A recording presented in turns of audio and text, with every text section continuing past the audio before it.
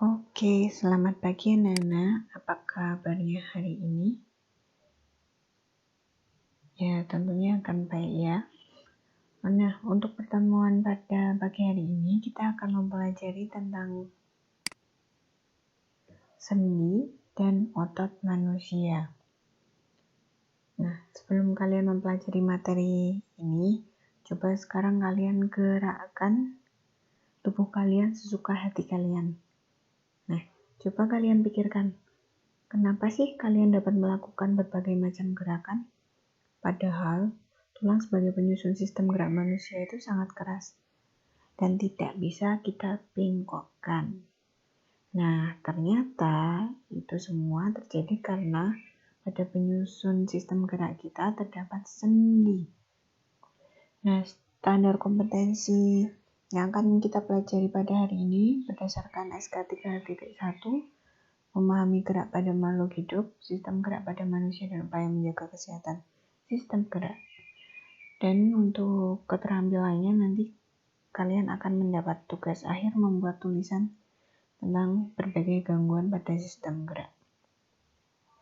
Nah, sendi sendiri adalah hubungan antar tulang. Sendi juga biasanya disebut sebagai artikulasi. Dalam sistem gerak pada manusia, sendi berfungsi untuk menghubungkan antara tulang yang satu dengan yang lainnya. Ini adalah bagian-bagian dari sendi.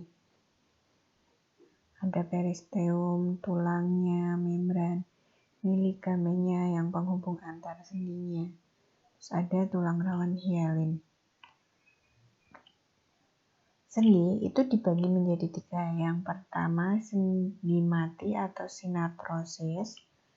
Yang kedua sendi kaku atau amfiartrosis. Yang ketiga ada sendi gerak.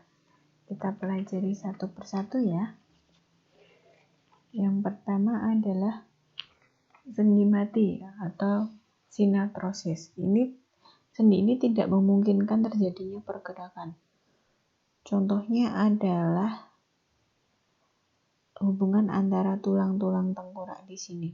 Coba kalian bayangin kalau tulang tengkorak kalian itu dapat bergeser atau digerakkan. Wow, gimana ya wujudnya? Ya, contoh persendian tulang tengkorak di sini ya. Yang tersusun dari jaringan ikat atau sutura.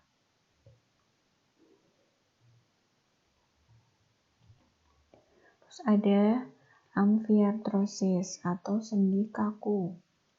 Nah, sendi kaku ini ujungnya terdiri dari tulang rawan, sehingga masih dapat memungkinkan terjadinya gerakan walaupun gerakannya sifatnya kaku dan terbatas. Contohnya hubungan antara tulang belakang kalian sama hubungan antara tulang rusuk dengan tulang dada. Yang ketiga, diartrosis atau sendi gerak. Nah, ini memungkinkan pergerakan secara bebas dari tulang satu dengan tulang yang lainnya. Kita bahas contohnya untuk diartrosis. Yang pertama, sendi putar. Ini digerakkan secara berputar. Contohnya ada tulang hasta dengan tulang pengubil dan tulang kepala dengan tulang atlas. Ciri-cirinya, tulang yang satu berbentuk seperti poros dengan ujung yang lainnya berbentuk cincin. Yang kedua, sendi pelana. Kalau pelana ini pergerakannya 2 arah. Contohnya ruas jari dengan telapak kaki kalian. Bisa kalian gerakkan? Oke, yang ketiga sendi engsel. Nah, ini yang paling familiar ya. Hanya dapat digerakkan satu arah saja.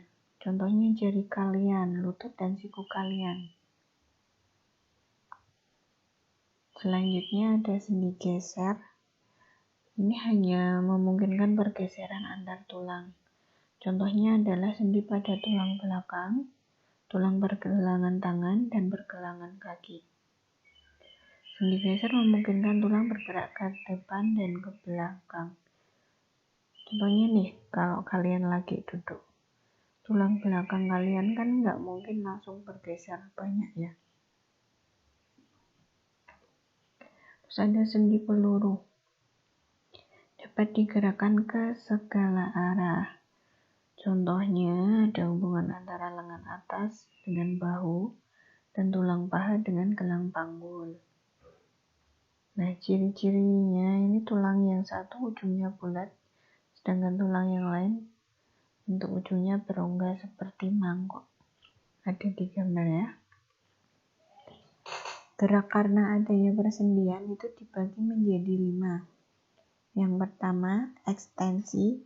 Itu gerak saat kalian meluruskan. Coba kalian luruskan lengan kalian. Terus yang kedua, fleksi. Itu gerak menekuk.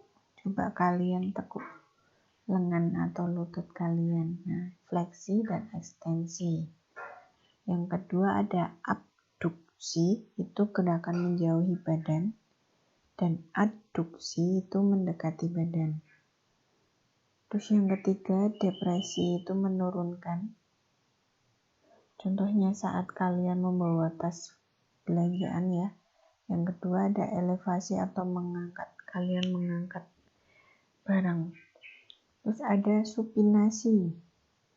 Gerakan menengadah. Menengadah itu gerakan tangan kalian saat bagian yang putih itu di atas.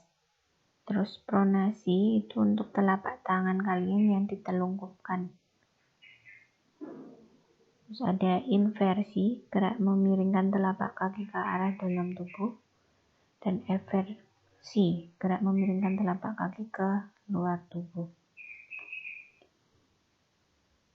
Oke, kita lanjut ke pembahasan tentang otot. Otot itu disebut sebagai alat gerak aktif karena otot dapat menggerakkan rangka. Sedangkan rangka itu adalah alat gerak pasif karena rangka atau tulang kita tidak dapat bergerak jika tidak ada otot. Sifat dari otot elastis, dapat direnggangkan dan berkontraksi. Nah, membahas lebih dalam tentang sifat otot itu ada 3 kemampuan yang luar biasa. Yang pertama, kontraktibilitas. Itu saat otot kalian memendek. Ada ekstensibilitas. Itu saat otot kalian memanjang. Dan elastisitas itu saat otot kalian itu kembali ke bentuk semula. Nah, ini adalah gambar otot hasil dari perbesaran dengan mikroskop. Jadi otot itu dibagi menjadi 3 ya. Ada otot rangka, otot polos yang tengah, dan otot jantung. Kita pahami dan hafalkan perbedaan antara ketiga otot tersebut. Nah, untuk otot polos bentuknya gelendong. Kedua ujungnya runcing di sini. Bagian tengahnya menggembung ya. Terus untuk otot lurik bentuknya silindris, jadi kayak silinder. Terdapat garis gelap dan terang. Yang ketiga otot jantung. Bentuknya hampir sama seperti otot lurik. Tetapi untuk otot jantung dia punya cabang. Nah, perbedaan yang kedua adalah untuk inti selnya, otot polos hanya terdapat 1 di tengah. Untuk otot lurik, itu inti selnya banyak di pinggir-pinggir. Otot jantung juga inti selnya banyak. Yang ketiga, perbedaannya adalah untuk otot polos ini bekerjanya di luar kesadaran. Maksudnya apa sih? Ada yang tahu? Di luar kesadaran itu maksudnya tidak di bawah perintah otak. Terus yang kedua, otot lurik ini bekerjanya di bawah kesadaran atau di bawah perintah otak. Otot jantung ini juga di luar kesadaran. Nah, perbedaan yang untuk contohnya, otot polos itu sering terdapat di usus kita, saluran peredaran darah, dan saluran kandung kemih kita. Untuk otot lurik itu terdapat di paha, betis, dan dada itu paling banyak. Terakhir, otot jantung ini terdapat hanya pada jantung. Makanya otot jantung disebut sebagai otot istimewa. Cara kerja otot ada dua. Di sini ada otot bisep dan otot tricep. Kalau ingat ya, kalau bisep itu yang di depan sini, tricep ada yang di bagian bawah atau belakang. Kalian bisa praktekkan sendiri di rumah dengan lengan tangan kalian.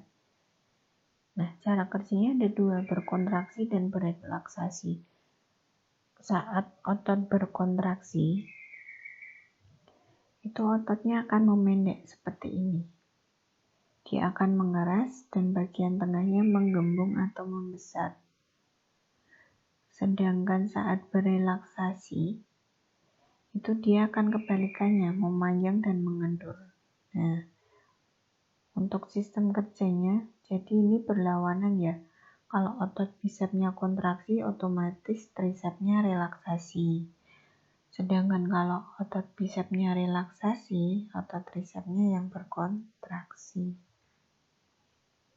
Nah, ini yang Bu Indah sampaikan tadi. Itu terkait dengan sifat antagonis dan sinergis dari otot. Oke, sekian penjelasan dari Bu Indah. Terima kasih. Wassalamualaikum warahmatullahi wabarakatuh.